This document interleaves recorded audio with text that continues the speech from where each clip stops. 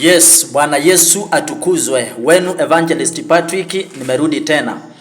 Nataka leo tujue jinsi ya kutambua manabii wa ukweli na manabii wa uongo. Maana wote wamekuja kwa jina la Bwana, na kama huna roho wa Bwana hauwezi ukawatofautisha. Lakini leo tutaangalia njia kadhaa ambazo ni za kuwatambua. Number 1, katika kitabu cha Matthew chapter 24 verse 36, Biblia inasema ya kwamba kwa habari ya siku ile na saa hakuna ajuae, hata malaika walio mbinguni wala mwana, ila Baba pekee. Biblia inasema ile siku Yesu atakujia watu wake, hakuna anayeijua. Malaika wa mbinguni hii siri wamefichwa. Yesu mwenyewe ako katika giza, Baba yake amemficha.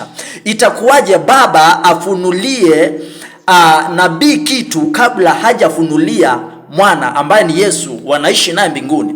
Ukisikia nabii yeyote anakuambia Mungu ameniambia dunia inaisha siku fulani, huyo nabii ni wa uongo. Huyo nabii si wa kweli, maana Biblia inasema hiyo siri imefichwa. Hata Yesu mwenyewe atafanya kushtukiwa, ambiwe nenda, saa imefika. Yaani atakuja kama mwizi. Number 2, ukiona nabii anakuambia mambo ama anakutabiria, anakutolea unabii na unakosa kutimia, huyo nabii ni wa uongo. Unasikia kwa mfano nabii anakuambia Mungu ameniambia kesho kutanyesha mvua ya mafuriko, na mwezi unaisha kunakosa kunyesha. Hiyo siku inafika kunakosa kunyesha.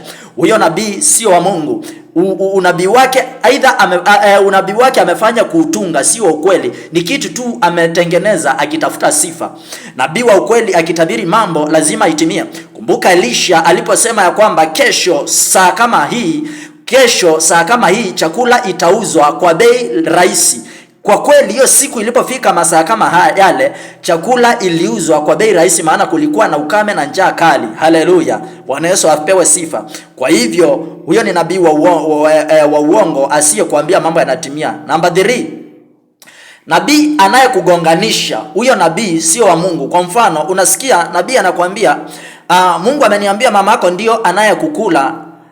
Huyo nabii afai kukuambia hivyo, maana akikwambia nabii akikwambia mama yako ndiye anakukula ama nyanya yako ndiye anayekuroga, mbegu ya chuki itaingia ndani yako, utaanza kumchukia na hata uende ukamchukulia tu mbaya kama ile ya Kaini na Abeli, uamue kumuua.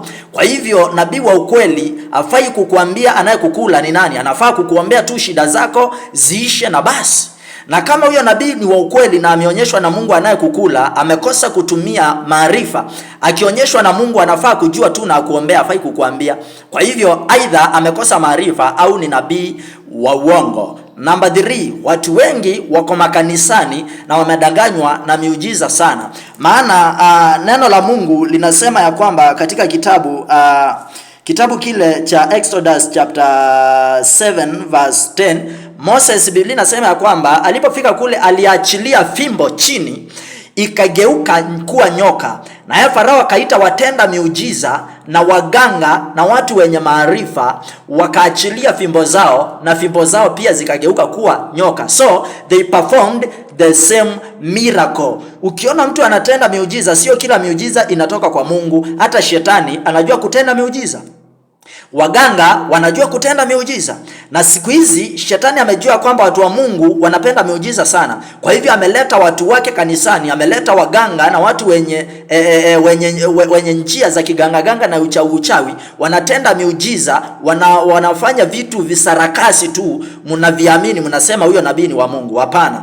Kile nabii anaweza kufanya, pia mganga anaweza kufanya. Nabii anaweza kuambia kesho saa kama hii kitu fulani kitatendeka, na yeye mganga akwambie kesho saa kama hii kitu fulani kitatendeka na kitendeke. Kwa hivyo pia mganga ako na uwezo wa kuona mambo na yanatendeka. Mganga ana uwezo wa kukuambia mambo na yatendeke. Pia pastor ako na uwezo wa kukuambia mambo na pia yatendeke. So kila nabii anayekutolea unabii haimaanishi ni mtumishi wa Mungu. Kwa hivyo acheni kubebwa na miujiza. Someni roho na Mungu awafunulie, mjue kwamba huyu ni roho wa Mungu au ni wa shetani. Mungu awabariki sana na watende mema. Kama umebarikiwa na ujumbe, finya button ya kusubscribe, like, share and comment. God bless you. Amen. Have a nice day and God bless you.